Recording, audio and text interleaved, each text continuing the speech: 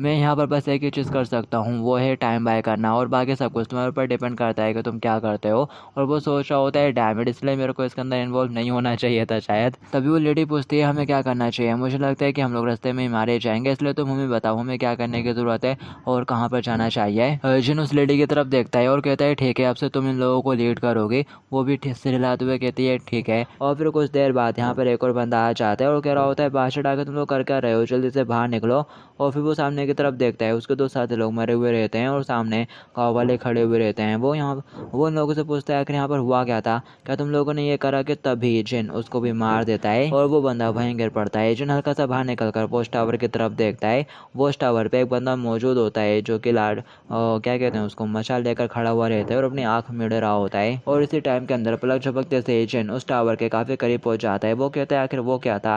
दिखाया जाता है जिन भी को टावर के नीचे आ जाता है और पंच के साथ रेडी हो जाता है। वो अपने इंटरनल एनर्जी को अपने दिल से अपने पंच में फोकस करता है और वो बंदा भी उसको देख लेता है और कह रहा होता है अब ये बादशाह कौन है। और वो चिल्लाते हुए उसे पूछते हैं आकर तू है कौन। पर तभी यहाँ पर जो जिन रहता है वो अपना मुक्का उस वॉच टावर पे दे मारता है। पूरा वॉच टावर चटक जाता है और हमें दिखाया जाता है वो तो उखड़ के दूर ही फेंक जाता है और साथ में वो बंदा भी खाई के अंदर गिर जाता है। और गाँव वाले देख रहे होते हैं पूरा वॉच टावर ही गिरा दिया होता है जिन्हें। और उन्हें जिनकी बात याद आती है, याद रखना जब वॉच टावर कोलैप हो जाएगा तो वही हमारा सिग्नल होगा। तो यहाँ पर वो लेडी सभी लोगों को इशारा करते हुए कहती है अभी, और वो सभी लोग झोपड़ी से दूर भाग जाते हैं। जिन उस झोपड़ी में आ जाता है और साथ ही मशाल अंदर फेंक कर उस झोपड़ी में आग लगा देता है और चलते हुए बाहर आ जाता है। आग का धुआं पूरे में फैलना शुरू हो जाता है। एक झोपड़ी के अंदर कुछ बैंडेड सो रहे होते हैं कि तभी उन्हें धुएं की स्मेल आती है। उनमें से एक जाग जाता है और कह रहा होता है आखिर कैसे स्मेल थी। और वो सामने की तरफ देखता है तो आग लगी रहती है। तो वो फटाक से सबको जगा देता है कि आग लग गई है और कमरे से बाहर आ जाने लगता है। पर तभी एशियन उस बंदे को ऊपर अटैक कर देता है। वो अंदर की तरफ फेंक के गिर जाता है। सभी लोग उठ के उसकी तरफ देखना शुरू कर देते हैं और पूछ रहे होते हैं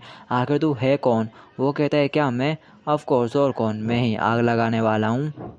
और फिर जिन उनके झोपड़ी में आग लगा देता है और फिर वो वहाँ से फटाक से भाग जाता है। और वो ऐसे करता है और भी झोपड़ियों में आग लगा देता है। सब लोग चिल्लाना शुरू कर देते हैं कि दुश्मन है यहाँ पर कोई। और वो किसी कोने में जाकर खड़ा होकर सांसें भरना शुरू कर देता है और सोच रहा होता है इन लोगों से एक बार मिडिल करना बहुत ज़्यादा टू मच है। भले ही ये लोग इतना ज़्यादा स्ट्रॉन्ग नहीं अकेले अकेले, लेकिन साथ में हैं ये लोग तो उनसे निपटना मुश्किल है। तो दिखाया जाता है वो सभी भगते हुए वहीं आ रहे होते हैं और कह रहे होते हैं वो रहा वो सोच रहा होता है अगर मेरे पास 40 फीट और मैनिफेस्ट एनर्जी होती तो मेरे को इन लोगों को हराने में कोई भी दिक्कत नहीं होती। और फिर तभी एक बंदा निकल के एकदम से उसके सामने आ जाता है और उसको ऊपर अटैक कर देता है। लेकिन वो झुकते हुए उसके अटैक से बच जाता है और कह रहा होता है लगता है कि अब मेरे पास और कोई चॉइस नहीं है। और वो उसके पेट में घुटनी मारता है जिससे वो दूर उड़ जाता है। और फिर साथ ही वो जमीन पे पड़ा हुआ एक और डंडा उठा लेता है और उसमें भी आग लगा देता है। और वो सोच रहा होता है अगर मेरे करंट सिचुएशन के सामने फाइट करूंगा तो ये बिल्कुल भी अच्छा नहीं होगा। मार्शल आर्ट को यूज़ करने से मेरे काफ़ी ज़्यादा स्पीड एनर्जी कंज्यूम हो रही है, इसलिए मैं बस सीधे पैरों के ऊपर ही फोकस करूंगा और यहाँ से जल्दी से भागने की कोशिश करूंगा। इसी तरीके से मैं सर्वाइव करके यहाँ से निकल सकता हूँ। और फिर दिखाया जाता है वो बहुत तेजी से भागते हुए कहीं पर चला जाता है। और फिर इसके बाद हमें दरवाजे का सीन दिखाया जाता है जहाँ पर दो पहरेदार खड़े हुए रहते हैं। तभी उनके पास लुढ़कता हुआ एक पत्थर आता है। वो उस पत्थर को नीचे छू के उठाता है तो उसका ध्यान पीछे की तरफ चला जाता है। वहाँ पर पूरे में आग लग गई होती है। एक कहता है अरे वहाँ पर तो आग लग गई, दूसरा कहता है अरे कितनी बड़ी आग है, क्या कोई घुसपैठ या अंदर घुस आया है। और फिर साथ ही वो एक दूसरे की तरफ देखते हैं और चलाते हुए अंदर की तरफ भाग जाते हैं। हमें फटाक से उस घुसपैठियों को पकड़ना होगा, अगर शिव को पता चल गया तो आप लोग मारे जाएंगे। और फिर दिखाया जाता है आसपास की झाड़ियों से वो गांव वाले निकल आते हैं। उनके लेडी लीडर बोलती है सभी लोग अब भागो। तो दिखाया जाता है वो सब लोग गेट से निकलने में कामयाब हो जाते हैं। और वो लेडी अपने हीरो के बारे में सोच रही होती है, वॉरियर बोलते हैं। और फिर साथ ही वो अपने बच्चे को गले से लगा लेती है और मन कह रही होती है प्लीज तुम भी एकदम सेफ रहना। और फिर इसके बाद हमें एशियन का सीन दिखाया जाता है जो कि भगते हुए जा रहा होता है, पर उसकी स्पिरिचुअल एनर्जी खत्म होने लगती है जिससे वो वहीं पर रुकने से लगता है और सोच रहा होता है मेरे को इन लोगों को और भी ज़्यादा अटेंशन अट्रैक्ट करने की ज़रूरत है ताकि मैं इन्हें यहाँ पर बिजी रख पाऊँ और वो लोग बच के निकल जाएं। और पर तभी एक बंदा उसके पास पहुंच जाता है और अपने हथियार से उसके ऊपर अटैक कर देता है। जिन कहता है ये तो बहुत ज़्यादा तेज़ है, उसका हथियार उसको लग जाता है। जिन पीछे खिसटता हुआ जाता है बहुत दूर तक और वो जैसे तैसे खुद को संभाल लेता है। वो बंदा कह रहा होता है आखिर तू है कौन। जिन देखता है यहाँ पर अब उसके और भी साथी लोग आ जाते हैं और उसके साथ में आकर खड़े हो जाते हैं। ये कह रहा होता है आखिर ये किस तरह का लुक है, क्या तूने अपने आप को बैंडेज में इसलिए कवर करके रखा है क्योंकि तू अगली देखता है। और वो सोच रहा होता है डैमेड ये सारे तो मार्शल आर्टिस्ट हैं। वो बंदा कहता है क्या तू अकेला है। वो कहता है हाँ मैं यहाँ पर अकेले ही आया हूँ। ये सुनते से वो थोड़ा हंस पड़ता है और बहुत सारे उसके ऊपर अटैक करने के लिए आगे बढ़ते हैं। मतलब कि यहाँ पर दूसरे छोटे मोटे बंदे आ जाते हैं जो कि जिनको चारों तरफ से घेर खेल लेते हैं हथियार के साथ और जिन बीच में फंस जाता है और फिर साथ ही वो स्टाइल मारते हुए कहता है ऑफ कोर्स मैं यहाँ पर अकेले ही आया हूँ, आके तुम जैसे लोगों को हराने के लिए मेरे को ग्रुप की क्यों ही ज़रूरत पड़ेगी। और फिर साथ ही वो मन ही मन कह रहा होता है प्लीज़ प्लीज़ डर जाओ मेरी डायलॉगबाजी से। उसे अंदर ही अंदर काफ़ी डर लग रहा होता है। उसकी बात सुनने के बाद वो बड़ा बंदा हल्का सा मुस्कुराता है और कह रहा होता है इंटरेस्टिंग, तो तुम ये कह रहे हो कि तुमने यहाँ पर ये बड़ा कांड खुद अकेले ही करा है। और वो घबरा जाता है, कह रहा होता है डैमेज लगता है कि उस ट्रिक ने काम नहीं करा। और इससे भी ज़्यादा इंपॉर्टेंट बात यह है कि मुझे जो हिट लगी है उससे मैंने जितना सोचा था उससे कहीं ज़्यादा चोट पहुंची है मुझे। और यहाँ पर जिनको सभी लोगों ने घेर के रखा होता है तभी उनका लीडर बोलता है अगर तुम लोग कर क्या रहे हो, क्या तुम सभी लोग यहाँ पर सब कुछ जल जाने का इंतजार कर रहे हो। और साथ ही वो चलाते हुए कहता है बादशाह जाओ जल्दी से फायर बुझाओ। तो वो सारे बंदे यस शिव कहते हुए वहाँ से भाग जाते हैं फायर को बुझाने के लिए। और फिर यहाँ पर बस वही मेन बंदे रह जाते हैं। लीडर कहता है मैं 9 ड्रैगन किले का चीफ हूँ। गावे सोसांजिन कहता है कि तुम ऐसी सिचुएशन में जान पहचान बनाने की उम्मीद कर रहे हो इंट्रोडक्शन के। और वो बंदा कहता है ठीक है तो फिर इंट्रोडक्शन को साइड में फेंको, मैं बस ये कह रहा हूँ कि मुझे तुम जैसे लोग काफ़ी पसंद है, तुम में गट्स भी हैं और साथ ही तुम स्ट्रॉन्ग भी हो। उसकी बात सुनने के बाद एजेंट काफ़ी हैरान हो जाता है और सोच रहा होता है क्या ये यहाँ पर ही जैसे सिचुएशन में मेरे को रिक्रूट करने की कोशिश कर रहा है, क्या इसका दिमाग ख़राब हो गया है, आखिर इसके दिमाग में चल क्या रहा है। और फिर साथ ही वो खुद से कहता है जाओ रुको, मेरे को तो उसको शुक्रिया अदा करना चाहिए, वो यहाँ पर मेरे लिए खुद टाइम बाय कर रहा है, तो चलो इस मौके का फ़ायदा उठाते हैं। और वो वहीं पर आर्टी पार्टी मारकर बैठ जाता है और कह रहा होता है कि तुम मेरे को यहाँ पर पहाड़ी लुटेरा बनने के लिए बोल रहे हो। और साथ ही वो यहाँ पर अपनी एनर्जी को इंटरनल एनर्जी को गैदर करना शुरू कर देता है। और वो कहता है हाँ और एक्चुअली तुमको जितना लगता है लोगों को रिक्रूट करना उससे भी कई ज़्यादा मुश्किल होता है, लेकिन तुम्हारे केस में तुम बहुत ज़्यादा स्ट्रॉन्ग भी हो और साथ ही डेयरिंग भी, तुम एकदम परफेक्ट हो इस चीज़ के लिए। पर जिन वहाँ पर चुपचाप बैठा हुआ रहता है वो कह रहा होता है कि तुमको क्या हो गया, तुम्हारे पास तो कोई इंटरनल एनर्जी भी नहीं है, तो आखिर इतना इम्प्रेसिव दिखने की कोशिश क्यों कर रहे हो। और अगर तुम मेरे अंडर काम करोगे तो मैं इस स्टूडेंट को नज़रअंदाज कर दूंगा और तुमको इन लोगों की तरह ट्रीट करूंगा अपने बंदों की तरह। पर एजेंट कुछ नहीं कहता, वहीं पर बैठा हुआ रहता है चुपचाप। आजू बाजू के बंदे बोलते हैं बस इस भाषण को काट डालो, देखो ये किस तरह से अपन को इग्नोर कर रहा है। तभी एजेंट बोलता है ये तो सुनने में काफ़ी अच्छा लग रहा है। बॉस कहता है राइट, क्या तुम इसमें इंटरेस्टेड हो। और वो कह रहा होता है लेकिन तुम्हें पता होना चाहिए आखिर एक भेड़िया एक कुत्ते को क्यों सर्व करेगा। यहाँ पर जिन्हें उसको 1-on-1 मैच के लिए चैलेंज कर रहा होता है कुत्ता और भेड़िया बोलते हुए, और वो हाथों का इशारा करते हुए अपने पास आने के लिए बुला रहा होता है। तो वो काफ़ी गुस्सा हो जाता है और कह रहा होता है बास्टर्ड अब मैं तेरे को बिल्कुल भी नहीं छोड़ूंगा। और वो अपने बंदों से कह रहा होता है जाओ और इसको मार डालो। वो सारे मिलकर उसके ऊपर अटैक करने लगते हैं साथ में। एजेंट सोच रहा होता है क्या ये लोग साथ में आ रहे हैं, क्या डरपोक बास्टर्ड्स हैं। एक बंदा आगे बढ़कर उसके ऊपर अटैक कर देता है लेकिन जिन नीचे झुकते हुए उसके अटैक से बच जाता है, हालांकि उसके शर्ट फट जाती है और साथ ही उसके मुंह के बैंडेज भी कट जाती हैं। वो सोच रहा होता है वो लीडर तो डरपोक निकला, वो तो अपने सबॉर्डिनेट्स के पीछे छुप रहा है। उनमें से एक बंदा कहता है मैंने तो सोचा था कि तुमको यंग बच्चे हो लेकिन तुम तो एक मिडिल एज मैन निकले। और जिन कहता है तुम लोग उन लोगों में से हो जो कि सुपर ओल्ड दिखाई देते हैं, क्या तुम लोगों ने कभी भी खुद को आईने में नहीं देखा। उसके बाद सुनकर एक मोटा गुस्सा हो जाता है और अपने हथियार से उसके ऊपर अटैक करने लगता है और कह रहा होता है कम से कम हम इंसानों की तरह तो देखते हैं, तुम्हारी तरह नहीं यू बास्टर्ड। और वो अपने नान चाकू से उसके ऊपर अटैक कर देता है लेकिन वो जंप करता हुआ उसके अटैक से बच जाता है। लेकिन तभी यहाँ पर एक और बंदा आ जाता है और वो अपने डंडे से उसके ऊपर अटैक करने लगता है, तो वो हवा में घूमकर लात मारकर उससे भी बच जाता है। और वो हवा में उल्टा ही होता है कि तभी एक बंदा उसके ऊपर फटाक से अपने पंच से अटैक कर देता है। वो पीछे की तरफ उड़ता हुआ चला जाता है लेकिन वहीं के वही हवा में घूमकर खुद को जैसे तैसे संभाल लेता है। लेकिन वो चारों बंदे भी फटाक से आते हैं और उसके ऊपर कंटिन्यू अटैक करना स्टार्ट कर देते हैं। एशियन उन सभी के अटैक से बच रहा होता है और कह रहा होता है डैम इट, मेरे को तो ब्रेक लेने का ही मौका नहीं मिल रहा है। वो मोटा बंदा फिर कैसे अपने नान चाकू को घुमाते हुए उसके ऊपर अटैक कर देता है लेकिन जिन झुकते हुए उसका अटैक से बाल बाल बचता है। लेकिन तभी वो पंच वाला बंदा उसके चेहरे के पास पहुंच जाता है। जिन कहता है शिट, और वो उसके चेहरे पे एक जोर का पंच मारता है। जिन बहुत दूर तक घसीटता हुआ जाता है और नीचे गिरकर ढेर हो जाता है। वो सभी उसके सामने खड़े होते हैं।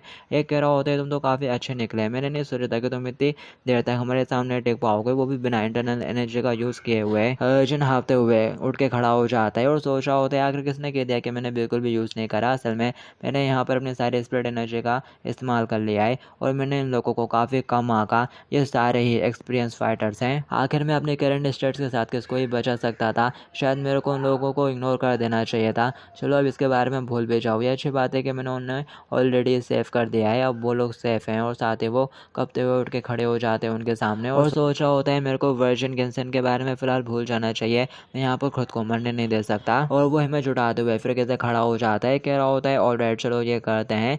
वो लीडर कह रहा होता है ज़रा देखो तो इसकी तरफ, और कहता है मैंने सोचा था कि तुम्हें गट से लेकर तुम तो बस एक बेवकूफ़ हो, मार डालो इसे। तो वो सारे आगे की तरफ बढ़ते हैं उसको ऊपर अटैक करने के लिए। जिन अपनी आंखें बंद कर लेता है और सोच रहा होता है मेरी सेंटर ऑफ ग्रेविटी को सोलिफाइड करने के बाद ये मेरे को अपनी बॉडी को बिल्कुल हवा की तरफ फ्लो करने में हेल्प करेगा। बास्टर्ड ज़रा इस टेक्निक को अच्छे से देख लो। दिखाया जाता है वो सारे उसको ऊपर अटैक करते हैं, लेकिन जिन अपनी मोमेंटम दिखाते हुए उन सबसे बच के निकल जाता है और कह रहा होता है इसको the eight drunken immortal step बोलते हैं। और वो उन सब के अटैकों से बच के निकलने में कामयाब हो जाता है। और वो सोच रहा होता है अभी भी मेरे को अपने प्राइवेट स्टेट तक पहुंचने में बहुत ज़्यादा टाइम लगने वाला है।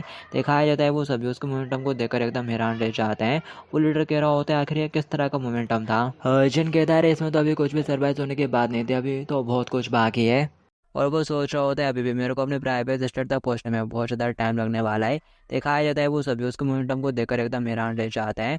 वो लीडर कह रहा होता है आखिर ये किस तरह का मोमेंटम था। जिन कहता है इसमें तो अभी कुछ भी सरप्राइज होने की बात नहीं थी, अभी तो बहुत कुछ बाकी है। और फिर वो यहाँ पर एक और टेक्निक का यूज़ करने लगता है जिसमें उसके मूवमेंट और ज़्यादा फास्ट हो जाती हैं और वो फटाक से उस लीडर के पास पहुंच जाते हैं उसके ऊपर अटैक करने के लिए। तो वो लीडर भी फटाक से अपने डंडे से उसके ऊपर अटैक करने लगता है। जिन अपने हाथ का इस्तेमाल करते हुए उसकी गर्दन पर कट लगाते हुए पार हो जाता है उससे भी ज़्यादा तेज़ी से। और वो कह रहा होता है डैविड में वो तो उसको काट ही पाया यार, बच गया वो। और वो कह रहा होता है यू स्लीपी बास्टर्ड। पर द विजन वहाँ से नीचे की तरफ कूद पड़ता है, नीचे क्लिफ आ जाती है और वो वहीं से नीचे कूद जाता है और सोच रहा होता है आखिर मैं करता भी क्या, मैं अभी तुम लोगों का सामना नहीं कर पाऊंगा। और ये क्लिप का विदा आई है तो मेरे को डाउट है कि ये लोग अपनी जान खतरे में डालकर मेरे पीछे भी आएंगे। और वो उनको उंगली दिखाते हुए वहाँ से चला जाता है और वो लीडर चिल्लाना शुरू कर देता है यू कमीने बास्टर्ड। अर्जुन कह रहा होता है तुम लोग बस मेरा इंतजार करना, मैं डेफिनेटली तुम लोगों का सर लेने के लिए वापस आऊँगा। और वो ग्लिफ के अंदर गिर जाता है। वो सभी ऊपर से उसको देख रहे होते हैं। वो बंदा अपने लोगों को ऑर्डर देता है कि जाओ उसकी लाश को ढूंढो और मैं उसके बिल्कुल टुकड़े टुकड़े करना चाहता हूँ। वो कहता है यस चीफ। कि तभी पीछे से एक बंदा भगते हुए आता है और कह रहा होता है चीफ। वो कहता है अब क्या हो गया। और वो बंदा बताता है वो वाली बिल्डिंग जिसमें हम लोगों ने किडनैप किए गए पीपल्स को रखा था और वो बिल्कुल खाली है, उनमें से कोई भी वहाँ पर नहीं है, बस 3 लाशें हैं वहाँ पर जली हुई। ये सुनते से ही वो समझ जाते हैं कि ये सारा काम जिनका क्या धरा है। उसने उन लोगों के भागने में हेल्प करी और बस मेरे सामने बेवकूफ़ी कर कर टाइम बाय कर रहा था। अब ये जानने के बाद वो और भी तो गुस्सा हो जाता है और कह रहा होता है मैं उसके टुकड़े टुकड़े नहीं करूँगा, मेरा गुस्सा शांत नहीं होगा। और वो लोग भी देख रहे होते हैं, उनका लीडर बहुत ज़्यादा गुस्से में होता है और कह रहा होता है वान शेन कि अगर एक एक कॉर्नर को भी सर्च करने की जरूरत पड़े तो करो और उन सभी को वापस लेकर आओ, उनमें से कोई भी नहीं बचना चाहिए। और फिर हमें शन का सीन दिखाया जाता है जो कि अभी भी क्लिफ से गिर रहा होता है। तो फिर वो फटाक से अच्छे से पोज ले लेता है पानी के अंदर घुसने के लिए। वो अपने हाथ पर खोल लेता है और कह रहा होता है मेरे को सेफ लैंडिंग करने की ज़रूरत है जितना हो सके। और फिर साथ ही वो अपने पैरों को नीचे करता है और पानी के अंदर घुस जाता है, लेकिन वो रुक ही नहीं रहा होता है, वो नीचे से जा रहा होता है। वो कह रहा होता है शिट, अगर ऐसे चलता रहा तो फिर तो मैं ग्राउंड से टकरा जाऊंगा। और वो नीचे की तरफ एकदम जा रहा होता है कि तभी वो एकदम से रुक जाता है। वो कहता है क्या मैं रुक गया। और फिर तभी उसे एहसास होता है कोई और चीज़ों से घूम खींच रही होती है। वो एक वर्म पूल के अंदर फंस गया होता है, पानी का भंवर। तो वो कह रहा होता है डैमेज लग गया मेरे तो, और वो भंवर उसको अपने में खींच लेता है। दिखाया जाता है वो पानी में घिसता हुआ चला जा रहा होता है उस वर्म पूल में और कह रहा होता है मैं उसको ब्रेक नहीं कर पा रहा, मेरे को अपनी बॉडी की हेल्प लेनी होगी। और फिर साथ ही जैसे ही उसका प्रेजेंट में पड़ता है वो फटाक से कहता है अभी, और उसको पुश करते हुए पानी के ऊपर तक ले चलने में कामयाब हो जाता है। वो उस पूल के चपेट से बाहर आ जाता है और पानी से बाहर निकल आता है। और निकलते से वो ज़ोर ज़ोर से खांसना शुरू कर देते हैं, उसके नाक मुँह सभी जगह से पानी निकल रहा होता है। और वो कह रहा होता है फाइनली मैंने सर्वाइव कर लिया। और वो वहीं चैन से पानी के अंदर लेट जाता है और कह रहा होता है मेरे को आराम करने की ज़रूरत है, उस वर्जन के इंसान के बारे में भूल जाओ जो भी हो, आराम करना है अब मुझे। और फिर तभी वो आंखें खुलकर देखता है उसके छाते में चमक आ रही होती है। वो कह रहा होता है ये तो मेरी स्पिरिट एनर्जी है, मेरा हार्ट रिएक्ट कर रहा है, तो क्या ये वो हो सकता है। और फिर साथ ही वो अपनी इंटरनल एनर्जी को रिलीज करता है और कह रहा होता है जल्दी से उसका पता लगाओ, क्या ये वर्जन के इंसान है, आखिर मैं कहाँ पर हूँ, ये कौन सी जगह है, मैं शोरूम में तो पानी से नीचे गिर गया था, आखिर मैं ये कहाँ पर आ गया, आखिर मैं बस पानी में कितने दूर तक फ्लोट करते हुए आ गया यार। और फिर सामने उसे वही पौधा नजर आ जाता है और वो कह रहा होता है अरे ये, उसको वो वैसे ही सेंस हो रहा होता है, बोलना शुरू कर देता है और कह रहा होता है फाइनली। और फिर साथ ही वो अपने मास्टर को याद करते हुए कह रहा होता है अरे शिट, मेरे को उस बास्टर्ड से डिटेल्स के बारे में भी तो पूछना चाहिए था, शायद पर यही हो सकता है। और वो चलते हुए उस पौधे के पास पहुंच जाता है और खोद कर उसकी जड़ें देखना शुरू कर देता है, उस उम्मीद में भी कि शायद ये वही निकले। और वो खोदता है और फिर उसको खींच के निकाल देता है और वो वही निकलता है वर्जन गिनसेन। और वो कह रहा होता है कि उसको ये नाम इसलिए दिया है क्योंकि ये बिल्कुल बच्चों की तरह लगता है और फिर साथ ही वो काफ़ी हैरानी में रहता है कि उसको वो पौधा मिल गया। वो पहले आजू बाजू देखता है कि कोई है तो नहीं, और फिर साथ ही मुस्कुराते हुए कहता है मिनियन बास्टर्ड, ऐसा लगता है कि मैं तुमसे ज़्यादा तेज़ हूँ, अब वो कुछ भी तुम्हारे हिसाब से नहीं होगा, मेरे के लिए शुक्रिया। और साथ ही वो जड़ी बूटी को देखता है और फटाक से खाना शुरू कर देता है, और उसका टेस्ट उसको काफ़ी बेटर लगता है, और उसको खाने से उसकी स्पिरिचुअल एनर्जी भी रिकवर हो रही होती है, और साथ ही उसकी स्पिरिट एनर्जी भी काफ़ी इंटेंस हो जाती है, और वो उसको यहाँ पर पूरा खा जाता है और बैठा हुआ रहता है, कह रहा होता है गो बैक सो सैन, बस अब तुम मेरा इंतजार करो, और हंस रहा होता है मन ही मन में। और फिर इसके बाद हमें उसी रेस्टोरेंट का सीन दिखाया जाता है जहाँ पर जिन्हें रुककर खाना खाया था।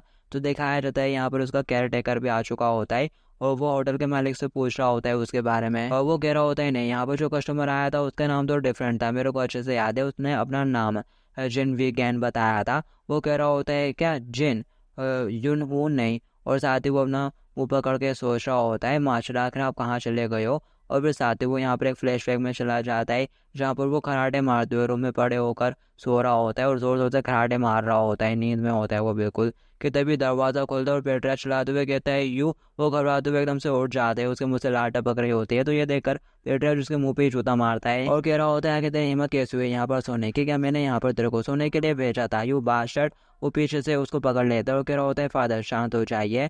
वो कह रहा होता है कैसे शांत हो जाऊँ, जरा देखो तो इस बास्टर्ड ने कितनी पी है यहाँ पर, और मेरा काम नहीं करा। और वो भी देख रहा होता है उसने बहुत सारी बोतल पी ली होती है और यहीं पे डले हुए रहते हैं, और फिर साथ ही उसे याद आता है कि कैसे पिछली रात को जो अपना जिंदा वो उसको भर भर के पिलाया जा रहा होता है, पिलाया जा रहा होता है, पिलाया जा रहा होता है, जैसे उसको चक्कर आते हैं और वो सो जाता है। और अब उसको ये बात याद आ गई होती है, तो वो बहुत ज़ोर से चिल्लाना शुरू कर देता है। तभी पेट्रियार्च उसको मारने के लिए फिर आगे बढ़ता है, पर वो दोनों उसको रोक लेते हैं। पेट्रियार्च चिल्ला रहा होता है कि मैंने ऐसा बोला था कि ये उसके ऊपर नजर रखे, लेकिन ये तो यहाँ पर दारू पी रहा था, मैं डेफिनेटली इस बास्टर्ड को आज मार ही डालूंगा। कि तभी उसे एकदम से चक्कर आ जाता है या फिर कुछ हो जाता है और वो वहीं गिर जाता है। जो फिजिशियन रहता है वो उसकी नस चेक करता है और कह रहा होता है शिट ये तो मर गए। कि तभी वो उठकर उसके सिर पे एक जोर के टपली मारता है और कह रहा होता है यू इडियट बेवकूफ। और वो कह रहा होता है नहीं नहीं नहीं मरे। पेट्रियार्च गुस्से के साथ चलाते हुए कहता है जल्दी से यहाँ से दफा हो जाओ और उसको लेकर आओ। और फिर कहानी प्रेजेंट में आ जाती है जहाँ पर वो केयर टेकर उसे रेस्टोरेंट के आसपास भटक रहा होता है और उनको ढूंढने में लगा हुआ रहता है। तभी यहाँ पर एक बंदा कहता है उसे घोड़े की आंखें तो काफी इंटरेस्टिंग है। और वो केयर टेकर ये सुन लेते हैं और कह रहा होता है कि घोड़े की यूनिक आंखें, वो कह रहा होता है और साथ ही वो यूनिक फूड भी खाता है। तो दिखाया जाता है उसके बाद तो सुनने के बाद जो एवेंग रहता है वो उसका पीछा करता है। वो बंदा आगे जाता है और वो सारा खाना एक घोड़े की टोकरी में डाल देता है खिलाने के लिए।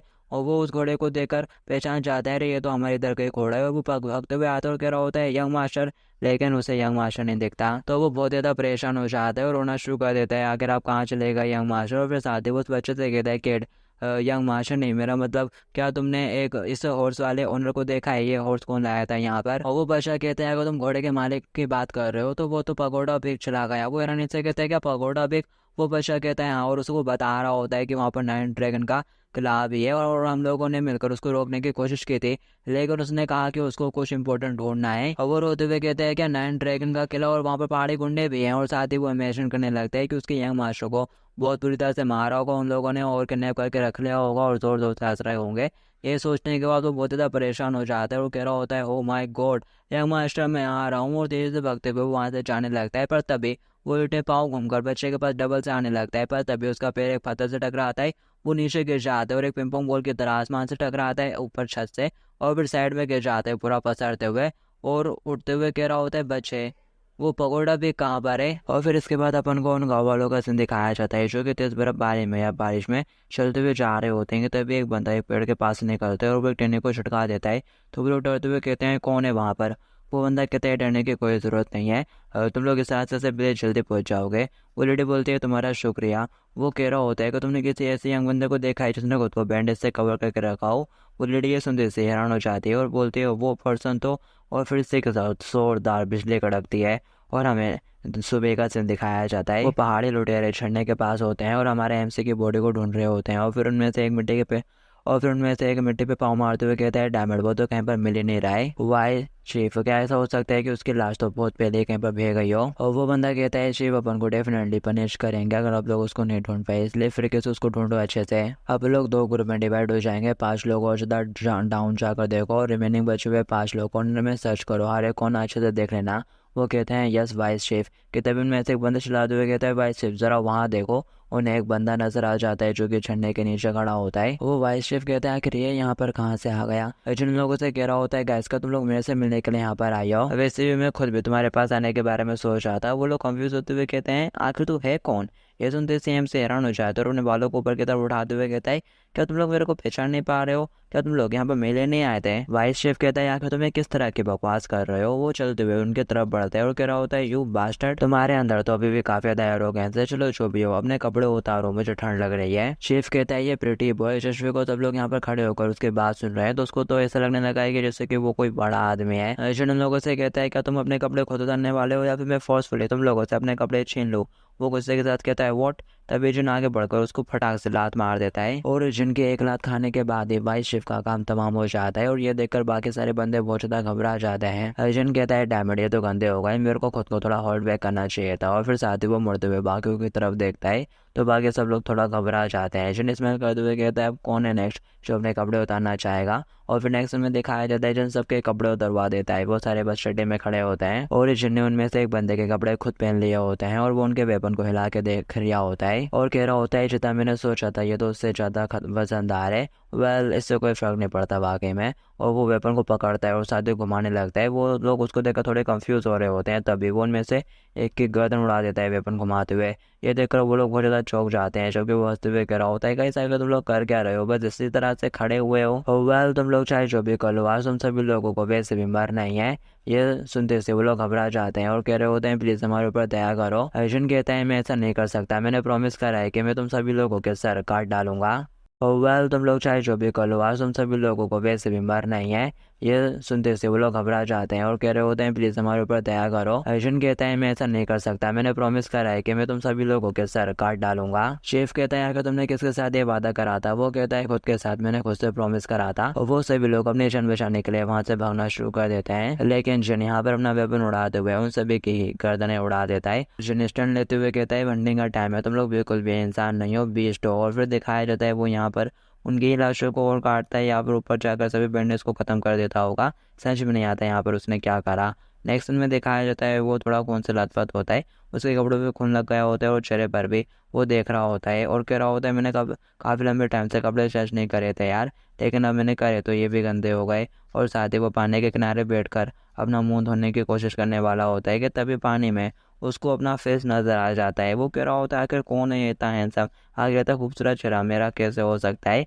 और फिर साथ ही वो सोच रहा होता है पहले मैं कैसा था और फिर वर्जिन कैंसन खाने के बाद अब मैं ऐसा हो चुका हूँ। और वो कहता है होली क्रैप, अब इसमें कोई रहने की बात नहीं कि वो लोग मेरे को पहचान नहीं पा रहे थे, मेरी स्किन कितनी ज़्यादा टाइट हो गई है। वो इस शरीर के साथ लग रहा है ना कि मैं कोई अडॉप्टेड नहीं हूँ। कि तभी उसे कुछ लाने के बाद आती है, कोई चलाते हुए कहता है जल्दी चलो। और फिर इसके बाद हमें एक जगह का सीन दिखाया जाता है, उनमें से कोई पहाड़ी बैंडेड उस बूढ़े आदमी को मार रहा होता है चाबुक से। और इसी बूढ़े आदमी ने अपने एमसी को यहाँ तक आने का रास्ता बताया था और अब ये भी उन गुंडों के हाथों पकड़ा जा चुका है। वो चलाते हुए कहता है बूढ़े आदमी आकर तुम यहाँ पे छुप के बैठा हुआ था, जल्दी से बोल, तो भी उस बास्टर्ड का कोई साथी लग रहा है। और वो बूढ़ा आदमी मना कर रहा होता है तो वो उसको मारने के लिए फिर कहते चाबुक उठा लेता है। तभी उसके साथी लोग कहते हैं जरा वहाँ तो देखो। वो बंदा कहता है क्या हो गया। उनमें से एक कह रहा होता है क्या ये हमारा साथी सरवुड वोटेन नहीं है, आखिर ये यहाँ पर क्या कर रहा है। दिखाया जाता है जिन वहीं पर स्नो का गोला बनने लगता है। एक बंदा कहता है मुझे लगता है कि वो स्नो गैदर कर रहा है। वो चाबुक वाला बंदा गुस्सा करते हुए कहता है क्या स्नो, क्या इस कमीने को यहाँ पर खेलने की पड़ी हुई है। और साथ ही वो चलाते हुए कहता है हे आखिर तो ये कर क्या रहा है। इतने में जो जिन रहता है वो स्नोबॉल को सामने की तरफ फेंक देता है। उनमें से एक बंदे को वो स्नोबॉल चाल लगती है और वो वहीं के वहीं गिर जाता है। वो उसी की तरफ देख रहा होता है कि इतने में वो 2-3 लोगों को और नॉक कर देता है स्नो की बॉल फेंकते हुए और हंसते हुए कह रहा होता है मजा आया। और स्टैंड लेते हैं और फटाक से जंप करते हुए बहुत ऊंचे छलांग मार के हवा में पहुंच जाता है। ये देखकर वो एकदम हैरान हो जाता है और अपने साथियों से कह रहा होता है जल्दी से यहाँ से हट जाओ। जिन कहता है बहुत देर हो चुकी है और वो नीचे लैंड करता है तो सभी लोग उड़े आते हैं आजू बाजू। और फिर वो लोग जैसे तैसे खुद को संभालते हुए खड़े होते हैं। वो चाबुक वाला देख रहा होता है जिन एक बंदे को वो पैर रख के खड़ा हुआ रहता है और फिर साथ ही वो अपने हथियार को उठाता है और सबकी गर्दनें उड़ा देता है। वो चाबुक वाला बंदा अभी के लिए बच गया होता है। जिन उसके सामने हथियार करते हुए कहता है क्या तुम्हें डर लग रहा है, ये द मून डिस्ट्रक्शन और टेक्निक है मूड डांस सेक्टर की। वो बंदा उससे कह रहा होता है अगर तुम हो कौन। जिन कहता है ये क्या तुम लोगों ने मेरे को इतना टीज करा और अब तुम भी मेरे को यहाँ पर नहीं पहचान पा रहे हो। और फिर तभी उसे साइड से किरकिराने की आवाज आती है। वो बूढ़ा आदमी तकलीफ में होता है, उसे काफी दर्द हो रहा होता है और उसको देखते से वो पहचान चाहता है कि ये तो वही बंदा है जो कि मेरे को यहाँ तक लाया था।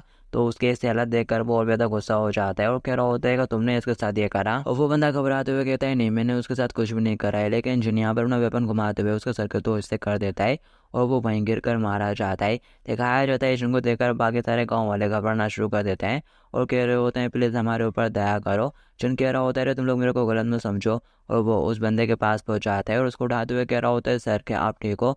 और फिर उसकी भी आंखें खुलती हैं हल्की सी। वो अर्जुन को देखता है और वो अर्जुन को देखते से ही पहचान जाता है कि ये तो वही बैंडेज वाला बंदा है। अर्जुन उससे बोल रहा होता है मैंने आपसे कहा था कि आप विलेज में वापस लौट जाइए। वो कह रहा होता है सर आप, वो बोलते हैं उससे बिल्कुल भी बात करने की ज़रूरत नहीं है। और वो यहाँ पर अपनी स्प्रिट एनर्जी एंड्रेनल एनर्जी का यूज़ करते हुए उसको थोड़ा ठीक करने की कोशिश करने लगता है और कह रहा होता है इमरजेंसी में यह ट्रीटमेंट काफ़ी अच्छा होता है। और वो उन लोगों से कहता है क्या यहाँ पर कोई है जो कि उसको उठा सकता है। तो उनमें से एक बंदा आगे बढ़ता है और उस बूढ़े आदमी को उठा लेता है। जिन लोगों से कह रहा होता है तुम सारे इस वाले रास्ते से नीचे की तरफ चले जाओ और पीछे मुड़कर बिल्कुल भी मत देखना और आराम से और संभल कर जाना। और फिर साथ ही वो मुड़कर खड़ा हो जाता है और वो उस वेपन को तोड़ते हुए कह रहा होता है आज के बाद वो लोग तुम लोगों का पीछा नहीं कर पाएंगे क्योंकि हेवन के बिहाफ पर मैं उनसे भी बीस्ट को खत्म कर डालूंगा। और वो उन लोगों के किले के पास ही जा रहा होता है। तो दरवाजे पर खड़े हुए रहते हैं और कह रहे होते हैं सडनली आके विंटर में लाइटनिंग क्यों नजर आ रही है। और वो सामने की तरफ देख रहे होते हैं कि तभी बहुत सारा धुआं उठता है। वो लोग कहते हैं आखिर ये क्या है कि तभी जिन फटाक से उनके गर्दन काटते हुए अंदर की तरफ घुस जाता है और एक गहरी सांस लेते हुए जोर से चिल्लाते हुए शिव का नाम बोलता है गोवैक्सन, जल्दी से बाहर आ यू बास्टर्ड। और फिर साथ ही यहाँ पर हमें बताया जाता है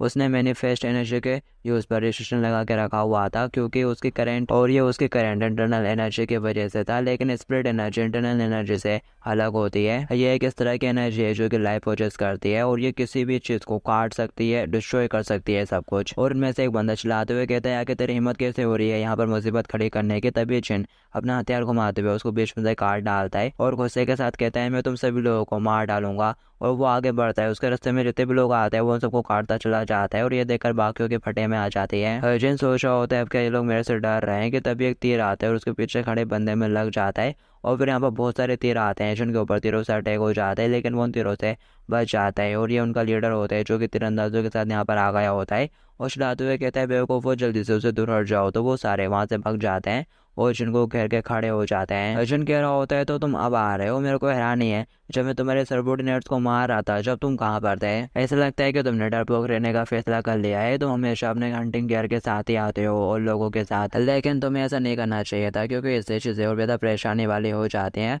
और मामला भी लंबा खिंच जाता है। पर ये फैक्ट नहीं बदलने वाला कि अब तुम सभी यहाँ पर बहुत जल्दी मारे जाओगे। कि तभी पीछे से किसी के चिल्लाने की आवाज आती है, वहीं रुक जाओ दुष्ट पहाड़ी डाकू। और वो ये आवाज सुनकर हैरान हो जाता है और पीछे मुड़ के देखता है तो उसका केयर टेकर होता है जो कि अपनी फौज के साथ यहाँ पर आ गया होता है। और वो अपने साथियों को ऑर्डर देते हुए कहता है इनमें से हर एक को पकड़ लो, किसी को भी मत जाने देना। तो फिर उसके सभी लोग आगे बढ़ते हैं और आगे से वो बैंडेज आते हैं और सभी लोगों की यहाँ पर लड़ाई होना शुरू हो जाती है। और यहाँ पर ही उनके क्लैन वाले जीत रहे होते हैं और उसको केयर टेकर भी काफी अच्छा लड़ रहा होता है। ये देखकर वो कह रहा होता है ओ ये तो काफी अच्छा है, अरे हाँ वो तो हमारे यून क्लैन के स्क्वाड वॉरियर में से है ना, तो होना ही है। लीडर चिल्लाते हुए कहता है बस कुछ भी करके उन लोगों को और रोको। जिन लीडर की तरफ देख रहा होता है वो यहाँ से भागना शुरू कर देता है। अर्जुन कहता है पहले मैं उसको संभालूंगा। दिखाया जाता है वो भागते भागते दूर तक आ जाता है, हाफ रहा होता है और फिर साथ ही वो यहाँ से निकलने वाला होता है कि तभी अर्जुन पीछे से उसको आवाज देते हुए कह रहा होता है तुम ऑलरेडी एंड तक पहुंच चुके हो, तो आगे तुम कहाँ पर भागने की कोशिश कर रहे हो। और वो बंदा पीछे मुड़ता हुआ कहता है आगे तुम मेरे को फॉलो क्यों कर रहे हो।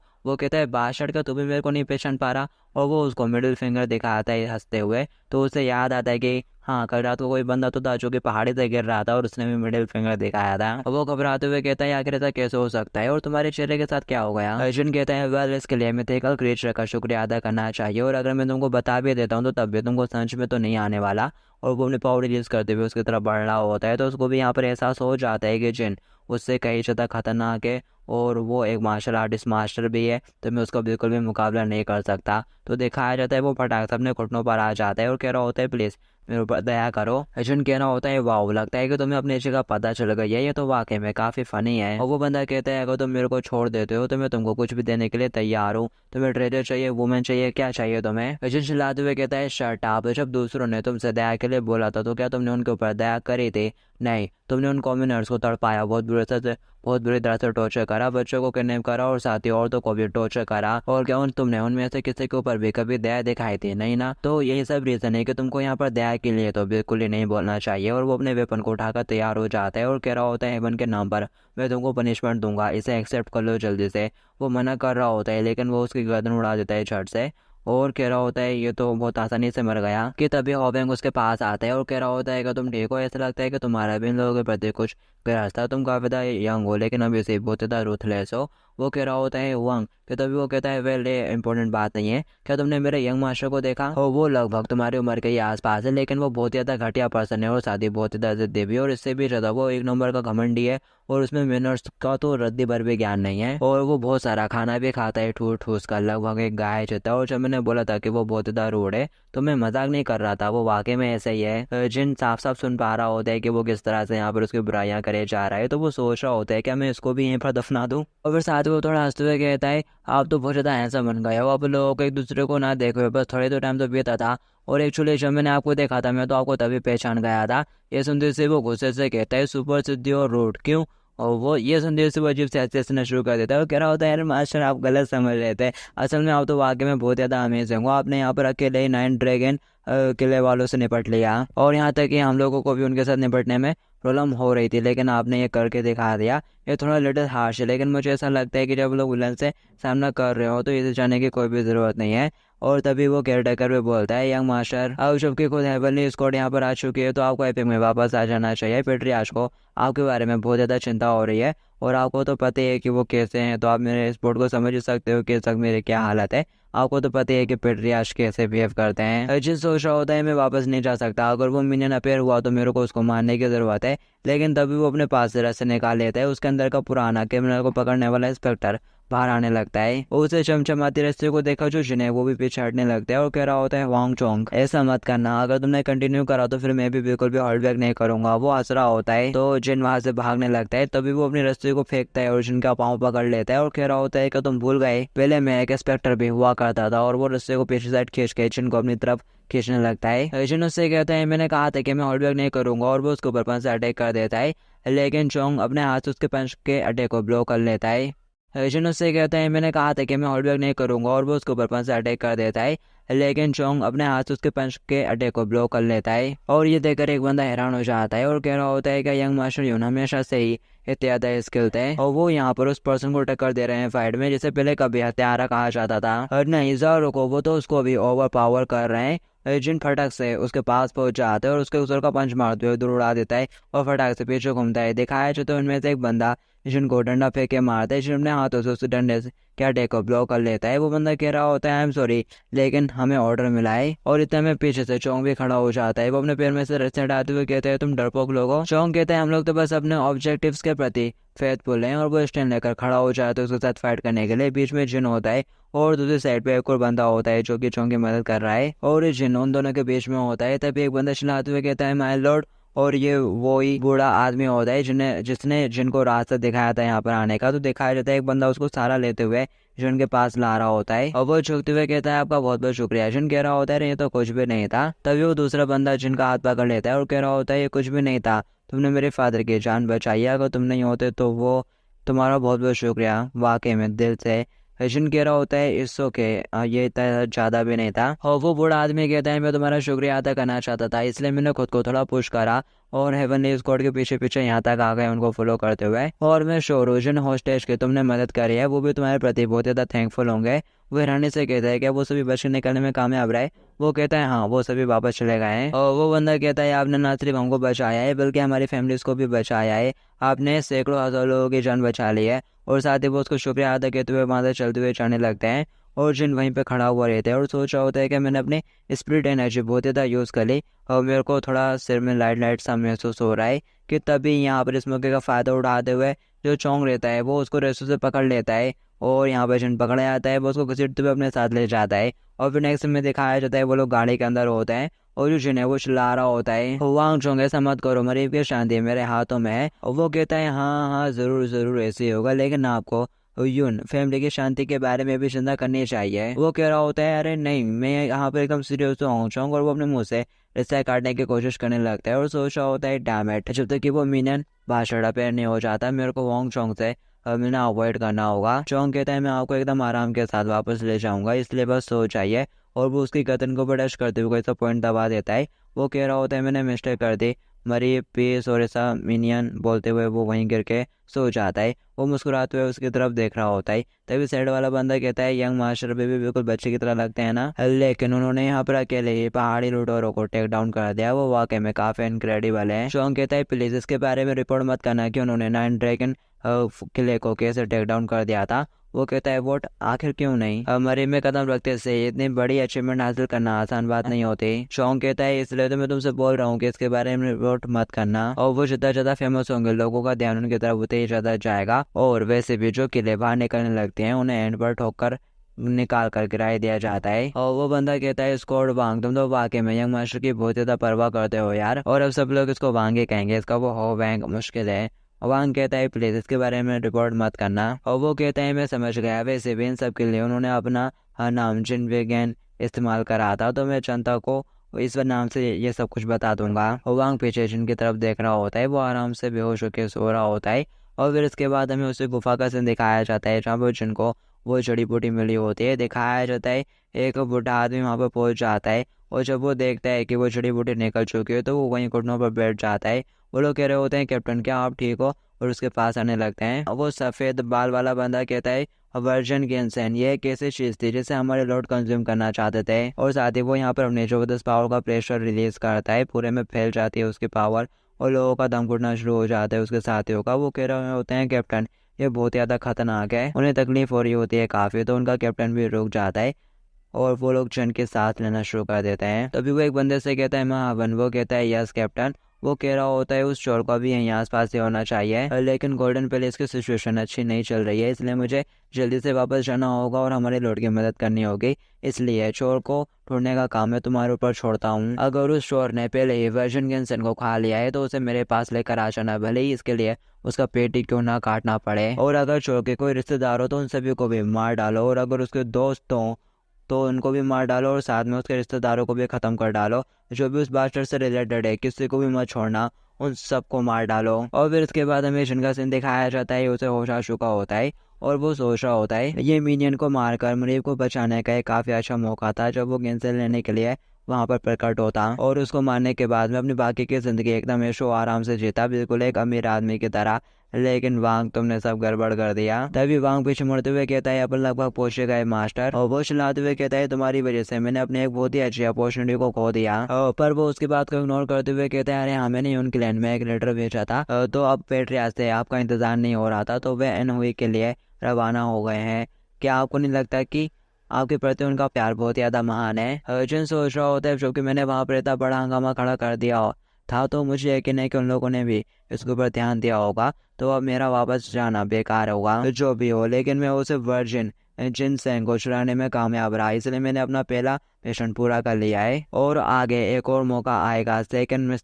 सेकंड मिस्टिकल क्रीचर मिलीनियम समुद्री घोंघ, तो अब मैं उसको वहीं पर ही टारगेट करूंगा। वांग कहता है अब लोग यहाँ पर आ गए, और वैसे ये आपका फर्स्ट टाइम होगा जब आप इतनी बड़ी सिटी में विजिट करोगे। वो भी फिर उस सिटी की तरफ देखता है और कह रहा होता है तो ये है एनहुई कैपिटल है फेई, और ये मेरा फर्स्ट टाइम है जब मैं ये देख रहा हूँ। हुआयेन प्रेफेक्चर को छोड़ने के बाद जो कि उसकी वजह से पूरी तरह से चल गया था। इसके बाद मैं बस ट्रेनिंग ग्राउंड पर ही गया हूँ और ट्रांसफॉर्मेशन द्वारा बनाए गए स्पेस में, तो वो यहाँ पर इस शहर को देख रहा होता है जो कि काफी बड़ा होता है, और वो कह रहा होता है फाइनली अब मैं इस दुनिया को अच्छे से देख पा रहा हूँ। उसे कई सारे लोग नजर आते हैं जो कि अपनी दिनचर्या में बिजी हैं और काम कर रहे हैं अपना अपना। दिखाया जाता है उसकी गाड़ी जो दरवाजा रहता है उस सिटी का वहाँ पर आकर रुकती है। वांग कहता है यंग मास्टर अब मैं आपको रिलीज कर रहा हूँ, क्या आप अकेले चल पाओगे? वो गाड़ी से उतर जाता है और कह रहा होता है तुमको क्या लगता है कि मैं कोई बच्चा हूँ? और साथ ही वो मुड़ के गेट की तरफ देखते हैं, उस गेट के ऊपर लिखा होता है एम्परर गेट। तो ये देखकर वो सोच रहा होता है ये तो नेमगो क्लैन की तरह ही कॉन्फिडेंट होने जैसा लग रहा है, और वो उस गेट को देख रहा होता है, चलकर अंदर जाने वाला ही होता है कि तभी एक सिपाही उसका रास्ता रोक देता है और कह रहा होता है वहीं रुक जाओ। कि तभी अंदर से आवाज आती है हे अपनी डंडियों को हटाओ, और ये उसका फादर होता है जो कि यहाँ पर आ गया होता है। अर्जुन सोचता है वो अपने बेटे के लिए कितने पागल है, मैं उसके चेहरे को देखकर ही समझ सकता हूँ कि और वो कितना ज़्यादा चिंतित है। चलो आज के लिए मैं एक क्यूट बेटा होने का नाटक करूंगा सिर्फ तुम्हारे लिए। और वो अपने हाथ फैलाकर खड़े हो जाता है कि उसके फादर आकर उसको गले लगाएंगे, पर वो उसको इग्नोर करते हुए चला जाता है और गुस्से से चिल्ला रहा होता है, यू बास्टर्ड रास्कल। और उसका कॉलर पकड़ लेता है और पूछ रहा होता है, यून कहाँ पर है? क्या तुमने लेटर में ये नहीं कहा था कि तुम उसको अपने साथ लेकर आ रहे हो? आके तुम्हारी हिम्मत कैसे हुई मेरे को गलत इन्फॉर्मेशन बताने की? और वहाँ कह रहा होता है, अरे यही बंदा है यंग मास्टर जो कि यहाँ पर खड़ा है। उसकी बात सुनने के बाद और फिर ड्रियाचो उस बंदे की तरफ देखता है और फिर डबल्स उसको पे चिल्लाना शुरू कर देता है। कह रहा होता है, यू बास्टर्ड, तेरे को क्या लगता है कि तू यहाँ पर मेरे को बेवकूफ बना सकता है? आगे तेरी हिम्मत कैसे हो रही है मेरे को ट्रिक करने की? ये पतला सा हैंडसम बेडेड बास्टर्ड मेरा बेटा कैसे हो सकता है? मेरे को मेरा बल्कि बेटा वापस कर। कि तभी वो पीछे से कहता है फादर, और उसके पास आने लगता है और वो हैरानी से उसकी तरफ देखता है और कह रहा होता है, सोन। वो सिर हिलाना शुरू कर देता है। वो उसको छोड़ देता है और कह रहा होता है कि तुम वाकई में वो हो। वो फिर किधर सिर हिलाना शुरू कर देता है। वो हैरानी से कहता है, आगे तुम्हारे साथ हुआ क्या है? और फिर इसके बाद हमें नेमगुन क्रेन का सीन दिखाया जाता है और नेमगुन क्रेन का बंदा अपने बैंक के स्क्वाड में था शायद कोई, उससे वहाँ पर जो कुछ भी सब कुछ पता होता है। वो कह रहा होता है, हम लोगों ने मैटर ये बोल के पब्लिकली सेटल कर दिया कि ये सारा काम इंजन विज्ञान ने करा है, लेकिन असल में फैक्ट तो ये है कि सर यूं नहीं अकेले उन सभी लोगों की हत्या कर देते, उन सभी को ही खत्म कर दिया था। ये सुनते से ही वो हैरान हो जाते हैं और कह रहा होता है, क्या उसने ये सब कुछ अकेले करा? उसने सारे बैंडिट्स को हरा दिया? वो कहता है, हाँ सर। ये सुनते से ही वो एल्डर पेट्रियार्च की तरफ घूर के देखना शुरू कर देते हैं और फिर से पूछता है, क्या तुम श्योर हो कि तुम्हारी आंखों को धोखा नहीं हुआ था? और वो कहता है, बिल्कुल भी नहीं सर। और सर उनको वापस लाने के प्रोसेस में हमें काफ़ी ज़्यादा हार्डवर्क करना पड़ा। हमें वहाँ के साथ मिलकर काम करना पड़ा ताकि हम या मास्टर को पकड़ पाए। वो काफ़ी ज़्यादा पावरफुल हो चुके हैं अब। पेट्रियार्च चिल्लाते हुए कहता है, हेवनली रिजॉर्ट कैप्टन, आकर तुम्हारी हिम्मत कैसे हो रही है मेरे और मेरे फादर के सामने स्टोरी को बड़ा चढ़ाकर बताने की? तुम सारे लोग जरूर उसके ऊपर ही से गए हो गए। वो कहता है, ऐसा बिल्कुल भी नहीं है। भले ही वहाँ पर हमने अपना कोई भी क्लीन मूव इस्तेमाल नहीं करा था, लेकिन हमने अपना बेस्ट दिया था। वो चिल्लाते हुए कहता है, सीरियसली क्या तुमको लगता है कि मैं तुम्हारी इस बात के ऊपर विश्वास करूंगा? तभी उसका फादर कहता है, तुम कितने ज्यादा नैरो माइंडेड हो यार। पेट्रियार्च कहता है, क्या नैरो माइंडेड? उसका फादर कहता है, और वो यूने जैसे एक ग्रेट क्लियंट का एक अकेला लोता बेटा है, तो उसने सभी चीजों को इनहेरिट करा होगा वहाँ के। और साथ ही उसके पास तो जन्म से ही मार्शल आर्ट के लिए टैलेंट है और अपना वेट लूज करने के बाद अब तो वो एक हैंडसम यंग मैन भी बन गया है। लेकिन तुम उसे नजरअंदाज करते हो और दुनिया की अफवाहों पर भरोसा करते हो। अगर ये नैरो माइंडेड नहीं है तो और क्या है? और साथ ही वो खड़े होते हुए कहते हैं, अब से मैं शादी के मामले को संभालूंगा और तुम बस अपना मुंह बंद रखना और शांत रहना। तो फिर नेक्स्ट दिन अपन को सुबह का दिखाया जाता है। वो यून के पेट्रियार्च के साथ बैठकर बातें मार रहा होता है और दोनों यहाँ हंस के बातें कर रहे होते हैं और जिन बीच में बैठा हुआ रहता है और मनी मन उनको चिढ़ा रहा होता है। कह रहा होता है, इन बूढ़ों ने सुबह सुबह से ही पीना शुरू कर दिया और आखिर मेरे को यहाँ पर क्यों बिठाया गया है? मैं यहाँ पर क्यों हूँ? तो क्या, जैसे कि आप लोग ने लास्ट एपिसोड के एंड में देखा था, जिनोस बेकर को पकड़ लेता है और कह रहा होता है, चलो अब लोग बाहर चलते हैं, मुझे तुमसे थोड़ी बात करनी है। ये देखकर वो दोनों पेट्रियार्च एक दूसरे की तरफ देखते हैं लेकिन कुछ नहीं बोलते। और फिर उसके बाद हमें बाहर का सीन दिखाया जाता है। वो बेकर कह रहा होता है, सर यून आपके बाल तो थोड़े से खूबसूरत से लग रहे हैं, प्रिटी लग रहे हैं। ये सुनते ही वो सोच रहा होता है, मैं हैरानी में ही था कि आखिर किसने मेरे से इस बारे में पूछा क्यों नहीं। और वो उससे कहता है, हाँ वो कुछ हो गया था और क्या ये मेरे ऊपर अच्छा नहीं लग रहा है? और वो कहता है, नहीं नहीं ये आपके ऊपर बहुत ज़्यादा अच्छा लग रहा है। वो ये सुन के वो कह रहा होता है, तो फिर ठीक है कोई इशू नहीं।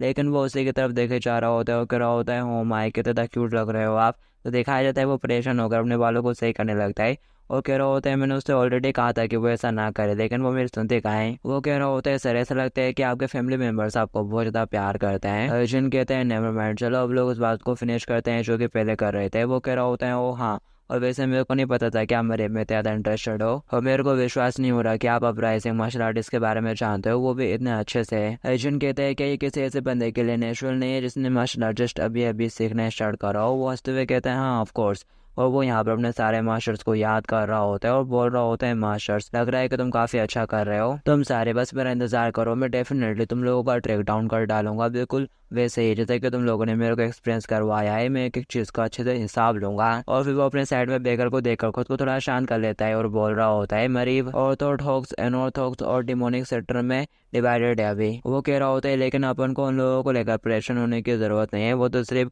अपने सर्वाइवल में ही बिजी हैं। ये सुन के वो मनी मन कहता है, ये सब कुछ बस अभी के लिए है, हालांकि और वो 10 सालों में उस मिनियन बास्टर्ड कमांड के अंडर में इकट्ठे होंगे जैसा कि एक्सपेक्ट करता। मेरे पास बेवकूफ़ियों के लिए टाइम नहीं है, मेरे को और ज़्यादा स्प्लिट एनर्जी की ज़रूरत है, जितनी जल्दी हो सके मुझे इकट्ठा करनी होगी।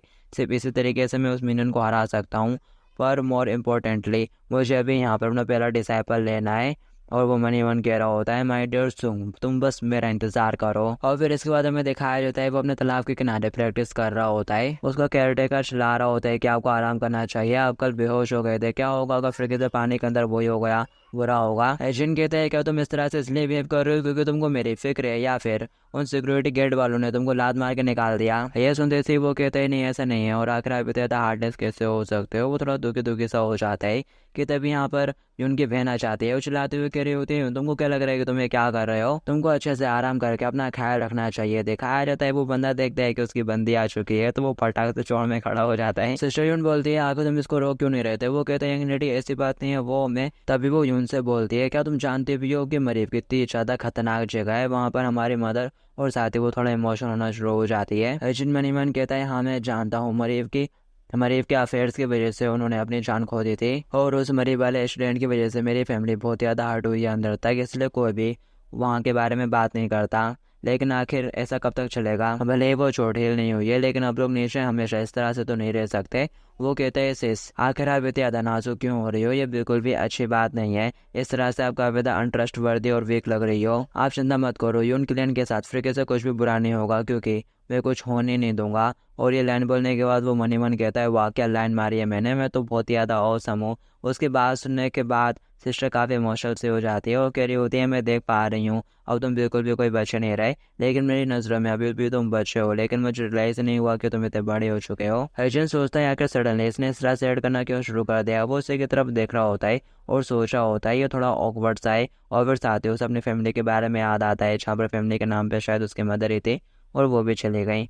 तो वो याद कर रहा होता है और कह रहा होता है क्या फैमिली है। और फिर इसके बाद हमें काफ़ी लंबे टाइम बाद का सीन दिखाया जाता है। मौसम आता है बदलता है और सर्दियों का मौसम शुरू हो जाता है शायद। और फिर पानी में से एक बंदा उछलते हुए बाहर आता है और कह रहा होता है फाइनली टाइम आ चुका है। तभी वो बंदा भागते हुए आता है और कह रहा होता है यंग मास्टर जरा संभल कर फ्रिगे से गिर मत जाना। और फिर जिन उसकी तरफ मुड़ के देखता है और फिर हमें पता चलता है जिन्हें फाइनली अपना वजन तो लूज कर दिया लेकिन अब वो बिल्कुल ही पतला हो चुका है और उसकी छड़ भी लटक रही होती है। और फिर नेक्स्ट में दिखाया जाता है उसका फादर चलाते हुए बोल रहा होता है क्या बोला तुमने हुई, नहीं नहीं नहीं नहीं तुम ऑलरेडी बहुत ज़्यादा पतले हो चुके हो, तुम में बस हड्डियाँ बची हुई हैं, क्या हुआ अगर तुम्हारा बल के ऊपर पैर फिसल गया और तुम नीचे गिर गए और तुम्हारी हड्डियाँ टूट गई। जिन कहता है लेकिन मैंने बेकार के मैनेजर जो सुना था उसके हिसाब से वांगशान में भारी बर्फबारी हो रही है और वहाँ का दृश्य बहुत ज़्यादा अद्भुत है। ये सुनते से ही वो चिल्लाते हुए कहता है वो बेकार रास्कल वो मेरे बेटे के दिमाग में गैर जरूरी थॉट्स भर रहा है। जिन कहता है और मैं नैमून क्लैन से मिलने के बारे में भी सोच रहा था। और वो चिल्लाते हुए कहता है यार तुम वहाँ पर क्यों जाओगे। वो सोच रहा होता है बूढ़ा इतनी फिक्र क्यों करता है यार, मेरे को अपने आप को ट्रेन करना है, सॉरी मेरे को सुन को ट्रेन करने की जरूरत है। वो मनी मन कहता है उस बूढ़े साहब को मास्टर के लिए और क्या माय डियर सुन को मेरे को ट्रेन करने की जरूरत है। और वो उससे कहता है बेसिकली वो हमारी फैमिली के तरह ही तो है और मैं अपने सोयर अंकल को भी ग्रेट करना चाहता हूँ तो प्लीज मुझे जाने की अनुमति दे दीजिए। पेट्रियार्च कहते हैं उन लोगों ने हमारे विलेज में हंगामा कर दिया था तो आकर तुम उनसे मिलने के लिए क्यों जाना चाहते हो वहाँ। वो कप को नीचे रखता है और उठ के खड़ा हो जाता है और कह रहा होता है मैं एनीवे प्रोविजन में विजिट करने के लिए जाऊंगा और अच्छे से वापस भी आ जाऊंगा, इसलिए मेरी फिक्र करने की कोई ज़रूरत नहीं है। पेट्रियार्च उसको रोकने की कोशिश करता है लेकिन वो उसकी नहीं सुनता। तो ये देखकर पेट्रियार्च परेशान होते हुए चेयर पे बैठ जाता है और कह रहा होता है ये तो जाने के लिए बहुत ज़्यादा डिटरमाइंड लग रहा है, अगर मैंने इसे परमिशन नहीं दी तो ये तो चुपके भाग जाएगा, मुझे क्या करना चाहिए। और फिर इसके बाद हमें शाम का सीन दिखाया जाता है। जो जिन रहता है वो अपना सामान पैक कर रहा होता है और बोल रहा होता है मैं अपने यूजुअल सेल्फ के तौर पर बिल्कुल भी ट्रैवल नहीं करूंगा, मेरे को उन लोगों को अवॉइड करने की जरूरत होगी जो कि मेरे को पहचानते हैं। वो बैग टांग के तैयार हो जाता है और गेट खोलते हुए कह रहा होता है मैं एकदम आज़ाद हूँ, अब मैं अपने ट्रू सेल्फ में रह सकता हूँ, जिन व्यंग वाले सेल्फ में। कि तभी वो सामने का नज़ारा देखकर एकदम हैरान हो जाता है। यहाँ पर लाइन से लोग लगे हुए रहते हैं और उसकी बोगी तैयार खड़ी रहती है। ये देखकर वो हैरान रह जाता है और वो केयर टेकर आगे बढ़ता है और बोल रहा होता है यंग मास्टर आप आ गए।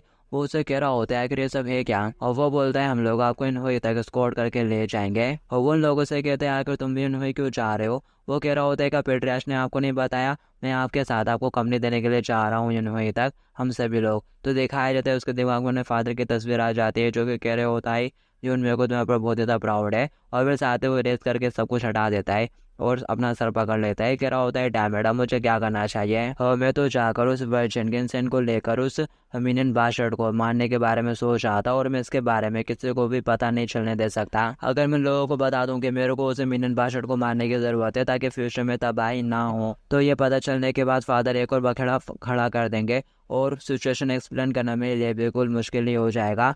नहीं यार, मुझे क्या करना चाहिए? मैं बिल्कुल भी इसके बारे में किसी को भी पता नहीं चलने दे सकता। हुआंग चोंग मुस्कुराते हुए कह रहा होता है, चलो मास्टर चलते हैं। और जो जिन रहता है वो उसके हाथ में उस रास्ते को नोटिस कर लेता है और वो सोच रहा होता है पहले मुझे इस हुआंग चोंग निश्चय से छुटकारा पाने की जरूरत है, आखिर मुझे क्या करना चाहिए। और फिर तभी उसे याद आता है कि उसके रूम के अंदर एक बोतल रखी हुई है। वो अपना मुंह पकड़कर हंसना शुरू कर देते हैं मन ही मन में और कह रहा होता है डेट्स राइट, मैं वो कर सकता हूँ। और वो उन लोगों से बोलता है जबकि बहुत ज़्यादा देर हो चुकी है तो अब लोग कल चलेंगे।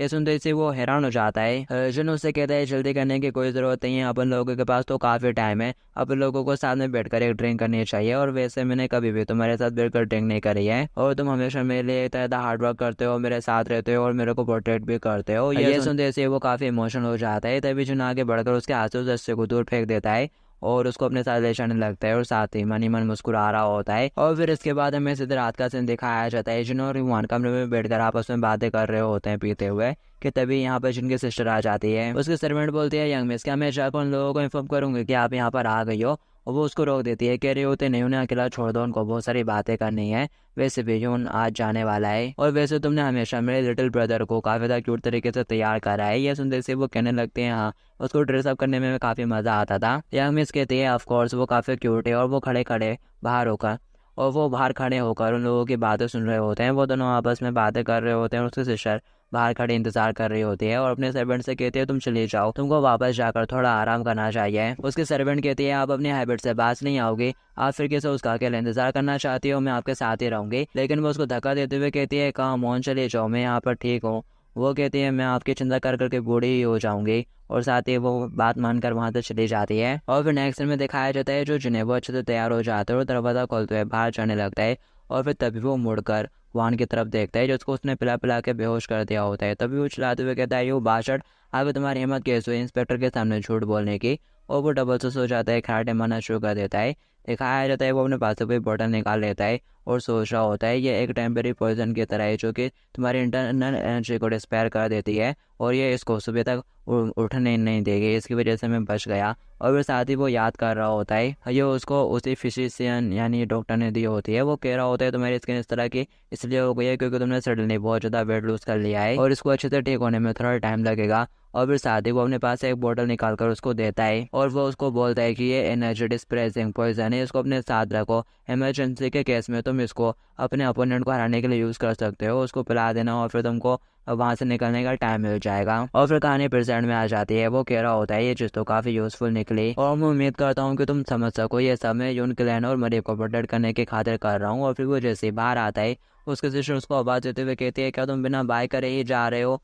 वो अपने मेहर को देखकर हैरान हो जाता है और कह रहा होता है, डैमेड अब मैं क्या करूँगी? तभी उसके बिना आगे बढ़कर उसको गले से लगा लेती है और कह रही होती है, अपना ख्याल रखना और अच्छे से वापस आना। अगर तुम्हें कभी लगे कि चीज़ें मुश्किल हो रही हैं तो तुम यहाँ पर कभी भी वापस आ सकते हो, मैं और तुम्हारे डैडी तुम्हारा हमेशा इंतज़ार करेंगे। अगर तुम्हें कभी लगे कि चीज़ें मुश्किल हो रही हैं तो तुम यहाँ पर कभी भी वापस आ सकते हो, मैं और तुम्हारे डैडी तुम्हारा हमेशा इंतज़ार करेंगे। और वो कहता है ठीक है से। और फिर नेक्स्ट में दिखाया जाता है वो एक घोड़े के साथ खड़ा होता है और उस घोड़े को लेने के बारे में जो सिस्टर है उसने ही बोला होता है उसे। वो उस घोड़े के ऊपर चढ़े आता है और सोच रहा होता है मैंने कभी भी नहीं सोचा था कि मैं अपनी ज़िंदगी में लाइटनिंग इंस्टेंट के ऊपर भी सवारी करूँगा। और वो मुड़ के अपने घर की तरफ देखता है और फिर साथ ही अपनी घोड़ा गाड़ी चलाते हुए आगे की तरफ निकल जाता है। काफ़ी रात हो रही होती है और फिर नेक्स्ट दिन में दिखाया जाता है सुबह हो जाती है। वो काफ़ी आगे तक आ चुका रहता है, सूरज भी निकल आता है और वो एनीवे उन शियांग वाले गांव में पहुंच चुका होता है जो कि नेमगुन क्लैन की टेरिटरी है। और फिर साथ ही वो वहाँ के किसी रेस्टोरेंट में चला जाता है और वहाँ पर जाकर वो अच्छे से खाता और पीता है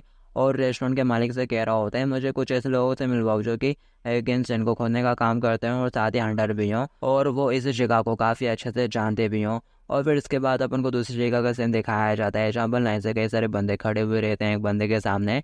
उनमें से एक बंदा कहता है हमें वर्जिन गिंसन का पता लग गया है, वो इन हुई प्रोविजन में है। ये सुनते से ही वो सामने बैठा मास्टर अपने शर्ट से उठकर खड़ा हो जाता है और कह रहा होता है ग्रेट, और आगे बढ़े आता है, कह रहा होता है चलो तो फिर वहीं चलते हैं। फिर इसके बाद अपन को एमसी का यही सीन दिखाया जाता है।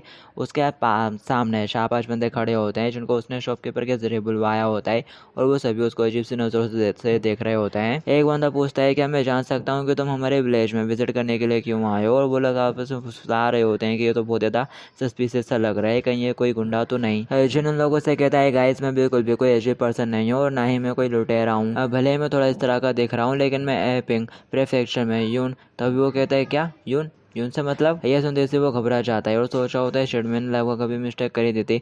वो बताता है कि मैं कोई ऐसा हूँ जिसने एपिंग प्रेफेक्चर में यून क्लैन में काम करा है और मेरा नाम जिन भी गैन है। मैं यहाँ पर पुराने इंपीरियल मिलिट्री एडवाइजर के कहने पर आया हूँ। उनके बेटे को कंज्यूम करने के लिए कुछ चाहिए यहाँ से, और मैंने सुना है कि हुआंग शान में एक ऐसा पत्थर है जो लाल रोशनी उत्सर्जित करता है। क्या तुम में से किसी ने उसे देखा है? और वो लोग कहते हैं क्या एक पत्थर, और उनके रिएक्शन देखने के बाद जो जिन है वो भी बता रहा होता है जब मैंने पहली बार ये सब अपने मास्टर से सुना था तो मैंने भी यही सोचा था कि ये तो किसी तरह की बकवास वाली बात हो गई। एक ऐसा पत्थर जो स्वयं लाल रंग का प्रकाश उत्सर्जित कर सकता है, ये बात तो कोई सेंस नहीं बनाती है ना? तभी एक बंदा कहता है अरे हाँ वो हो सकता है। जिन उससे कहते हैं सर क्या आप इस चीज के बारे में कुछ जानते हो? वो थोड़ा सोच विचार करने लगता है और कह रहा होता है मुझे नहीं लगता कि उसने खुद लाइट उत्सर्जित की होगी, लेकिन इसमें एक ऐसा भी चीज थी जिसका रंग लाल था। मैंने इसे तब देखा था जब मैं अपनी जवानी के दिनों में माउंटेन्स में खो गया था। जब सूरज पश्चिम में डूबता है तो वहाँ पर एक चट्टान होती है जो कि सूरज की रोशनी की तरह लाल चमकती है। वो लाल प्रकाश के किरण की तरह था। ये सुनते से वो पूछता है आखिर कहाँ पर तुमने उसे कहाँ पर देखा था? वो फिर किसी थोड़ा सोच में पड़ जाता है और वो कहता है ये हुआंगशान के अंदर एक जगह पर है जिसे पगोडा पीक के नाम से भी जाना जाता है। ये नाम सुनते से सब लोग घबराना शुरू कर देते हैं और एक बंदा जिनसे कह रहा होता है सर आपको वहाँ पर नहीं जाना चाहिए। वो कहता है क्यों, आखिर इसमें क्या गलत है? वो बताता है वहीं पर नो ड्रैगन्स का एक किला है, ट्रेस। ये बात सुनते से वो कहता है क्या किला? क्या तुम्हारा मतलब है कि पहाड़ी डाकू? वो कहता है वो कोई ऐसे वैसे पहाड़ी डाकू नहीं है, वो मेरे दादा के ज़माने से वहीं पर है। वो बहुत ज़्यादा क्रूर हैं और हर तरफ बस तबाही और लड़ाई फैलाते रहते हैं, और ऐसी भी अफवाहें हैं कि उनमें से कुछ तो मार्शल आर्ट भी जानते हैं। ये सुनने के बाद वो सोचता है हाँ वर्जन गनसन को किसी ऐसी जगह पर होना चाहिए। अब जबकि कोई भी वहाँ पर जाने की हिम्मत नहीं करता उस 9 ड्रैगन किले में, तो मैं वहाँ पर जाऊँगा और उसे ले लूँगा। और फिर साथ ही वो उस बंदे से हाथ मिलाता है और कह रहा होता है तुम्हारा बहुत बहुत शुक्रिया सर, क्या आप मेरे को गाइड कर सकते हो कि वो पगोडा पे कहाँ पर है? वो कह रहा होता है सर प्लीज़ इस चीज़ के बारे में अच्छे से सोच लीजिए, पर वो कह रहा होता है मेरे को वहाँ पर जाना है। अगर मेरे को वहाँ पर ले जाना आपके लिए मुश्किल हो रहा है तो आप मेरे को लोकेशन नहीं बता दीजिए कि कहाँ कहाँ से जाना है। और वो बंदा थोड़ा सोच में पड़ जाता है। जो जिन रहता है वो उसे काफ़ी रिक्वेस्ट कर रहा होता है, कह रहा होता है प्लीज़ सर ये मेरे लिए बहुत ज़्यादा इंपॉर्टेंट है। तो उसकी रिक्वेस्ट सुनने के बाद वो मान जाता है, कह रहा होता है ठीक है मैं तुमको वहाँ पर ले जाऊँगा, लेकिन बदले में आप मुझसे वादा करो अगर चीज़ें ठीक नहीं लगी तो अपन लोग वापस आ जाएंगे। वो कहता है ठीक है आपका बहुत बहुत शुक्रिया। और फिर नेक्स्ट में दिखाया जाता है वो बंदा उसे रास्ता गाइड कर रहा होता है और इशारा करते हुए कहता है सर वो जगह है। हालांकि ये धारा देखने में बहुत ज़्यादा गहरी नहीं लगती है, लेकिन ये इतनी ज़्यादा गहरी है कि आप इसका तल भी नहीं देख पाओगे। जिन कहता है अगर ये पानी इतना ज़्यादा गहरा है तो ऐसा लगता है कि मुझे नाव लेनी पड़ेगी या फिर वापस लौटना होगा। और वैसे वो पत्थर कहाँ पर है? वो इशारा करता है उस वाले एरिया में आई थिंक, और सनसेट भी बहुत जल्दी ही होने वाला है इसलिए तुम्हें वो खुद भी नजर आ जाएगा। और फिर दिखाया जाता है वो लोग वहीं पर बैठकर सनसेट का इंतजार करना शुरू कर देते हैं। जिन इंतजार में खड़ा होकर नजर गड़ाए हुए रहता है और टाइम हो जाता है। वो कह रहा होता है ठीक है अब तुमने मेरे को बहुत इंतज़ार करवा लिया, अब खुद को दिखाओ। वो देख रहा होता है और उसे नज़र आ जाता है वो चमकीला पत्थर। वो कह रहा होता है वहाँ पर, तो अब उसे यहाँ पर लोकेशन भी पता चल चुकी है। वो बंदा कह रहा होता है सर बहुत जल्दी नाइट होने वाली है। वो अपने पास से एक नेकलेस निकाल कर उसको देता है, कह रहा होता है प्लीज़ इसे ले लीजिए और इस एरिया से दूर हो जाइए इससे पहले कि बहुत ज़्यादा अंधेरा हो जाए। वो कहता है माफ़ करिएगा क्या आप नहीं चाहते कि मैं आपके यहाँ पर लौटने का इंतज़ार करूँ? वो सिर हिलाते हुए उसको मना कर देता है और कह रहा होता है अगर आप लोग पहाड़ी डाकुओं से पकड़े जाते हैं तो फिर ये खतरनाक होगा और अपने करेंट मार्शल आर्ट लेवल के हिसाब से हो सकता है कि मैं उन लोगों को हरा भी ना पाऊँ। वो उसको दे देता है। वो बंदा कह रहा होता है तो बहुत ज़्यादा टू मच है।